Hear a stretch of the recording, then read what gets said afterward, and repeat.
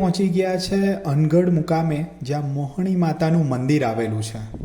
ખૂબ જ સુંદર પ્રકૃતિના ખોળે આ મંદિર આવેલું છે. અને આ મંદિરની ખાસિયત છે કે મહીસાગર નદીના આંબીને આવેલ ખડક પરની માં મોહણી મેલડી નામે ઓળખાય છે. અહીંયા આવવા માટે આપ વાસદથી 13 કિલોમીટરના અંતરે આવેલું છે, અને વડોદરાથી જો આવતા હોવ તો 16 કિલોમીટર ગુજરાત રિફાઇનરીના રોડ થઈને આપ આવી શકો છો. ખૂબ જ સુંદર અહીંયા આવવા માટેની વ્યવસ્થા પણ છે. દર રવિવારે ભક્તો અહીંયા મોટી સંખ્યામાં પધારે છે. તો ચાલો નિહાળીએ આપણે મંદિર. તો ચલો જોઈએ મંદિરનું આ પ્રવેશ દ્વાર છે, જ્યાં ઘણા લોકો મોટી સંખ્યામાં બેઠા છે. પ્રવેશતામાં જ આ એક પહેલું મંદિર આવે છે, જ્યાં મોહણી માતાનું મંદિર છે ઉપર. ત્યાં તમને માતાજીનો ફોટો અને એમની પ્રતિકૃતિ મળશે. આ મંદિર એક જે ફોટો છે એ જૂનો, કે જ્યાં પાણી નહોતું ભરાતું નદીમાં, એ પહેલાંનો ફોટો છે, જે કેટલા હાઇટ પર માતાજીનું મંદિર હતું આપ જોઈ શકો છો. અને પાણી આજે માતાજીના મંદિર, એમની જે મૂર્તિ છે ત્યાં સુધી આવી ગયું છે. અહીંયા આપણે 3 મંદિર છે, જ્યાં ચામુંડા માતાનું મંદિર છે, મહીસાગર માતા અને ખોડિયાર માતાનું મંદિર આવેલું છે. આ આખું મંદિરનું પટાંગણ છે. આ પટાંગણમાં લોકો ભાવિ ભક્તો બેઠા છે. દર રવિવારે પોતાની આસ્થા પ્રમાણે એ પોતાની બાધા કે માનતા હોય એ લઈને આવતા હોય છે. અને આ પટાંગણમાં ઘણા બધા લોકો છે, આપ જોઈ શકો છો દર્શન માટે. દર રવિવારે અહીંયા ઘણા બધા સંખ્યામાં ભક્તો આવતા હોય છે. આ આખું પટાંગણ છે જ્યાં લોકો આપને જોવા મળે છે. આ મંદિરની વાત કરીએ તો અનગઢ એ મોહણી માતાનું એક એવું નામ જે આસ્થાના દરિયામાં સમાયેલું છે. આ મંદિર ગુજરાતના વડોદરા જિલ્લામાં આવેલ અનગઢ ગામમાં આવેલું છે. આ મહીસાગર નદી કિનારે આવેલું આ પવિત્ર સ્થળે ભક્તો અને શ્રદ્ધા અને આશીર્વાદનું કેન્દ્ર બની રહ્યું છે. અહીં આવનાર દરેક ભક્તને એક અલૌકિક અનુભૂતિ થાય છે. દર વર્ષે અહીં એક ચૈત્રી મહિનામાં મોહણી મેળો ભરાય છે, અને આ મેળામાં આ વિસ્તારનો આ સૌથી મોટો ધાર્મિક મેળો છે. અને અહીંયા ઘણા મોટી સંખ્યામાં ભક્તો આવે છે. આપ જોઈ શકો છો આપણે આવી ગયા છે મહીસાગર નદીના કિનારે, ને આ કિનારાની અંદર જે આપને દેખાઈ રહ્યું છે મંદિર છે. અહીંયા ઘણા બધા ભાવિ ભક્તો દર્શન માટે આવ્યા છે. સાંજનો સમય છે ને આપણે સાંજના સમયે પહોંચ્યા છે. સાંજના સમયે આપ જોઈ શકો છો અહીંથી ભાવિ ભક્તો નાવડીમાં બેસીને માતાજીના દર્શન કરે છે, અને નદીમાં તેનો એક આનંદ મેળવે છે. કે માતાજીના મંદિર પાસે જવા માટે અહીંયાથી આપ નાવડીમાં બેસી શકો છો. જેવી સિઝન પ્રમાણે અહીંયા નાવડીનો ભાવ હોય છે, એમાં 30 રૂપિયા 20 રૂપિયા એવો ભાવ હોય છે. અહીંયા ઘણા બધા દુકાનો છે જ્યાં પ્રસાદ અને શ્રીફળ મળે છે આપને.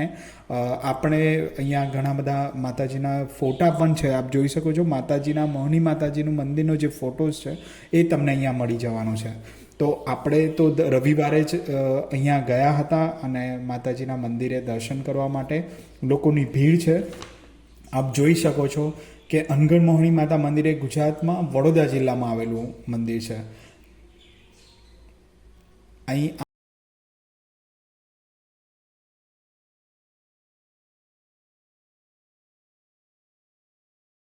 વચ્ચોવચ્ચ મંદિર આવેલું હોય, અને આને ખડકની માતા તરીકે બધા ઓળખે છે.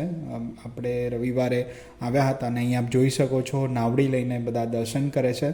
ખૂબ જ સુંદર ફૂલની એક રંગોળી જેવું પાણીમાં દર રવિવારે બનાવવામાં આવે છે. અને આપ જોઈ શકો છો, ઘણા આપણે જૂના વિડીયો જોયા હોય તો એમાં આ મંદિરના દ્રશ્યો ખૂબ જ મનમોહક છે. અને નદી પર આ મંદિર હોય એટલે એનો એક નજારો જ અલગ છે.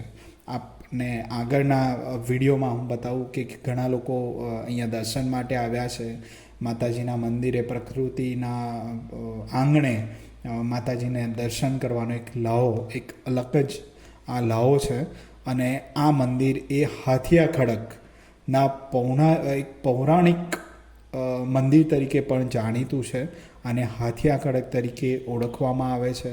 આ એક મોટી ખડક રચના છે જે નદીની અંદર છે. આપ જે મંદિર છે જોશો તો એ મંદિર એક ખડક પર છે, અને ખડક ઘણી ઊંચી છે. આજુબાજુ મંદિર છે.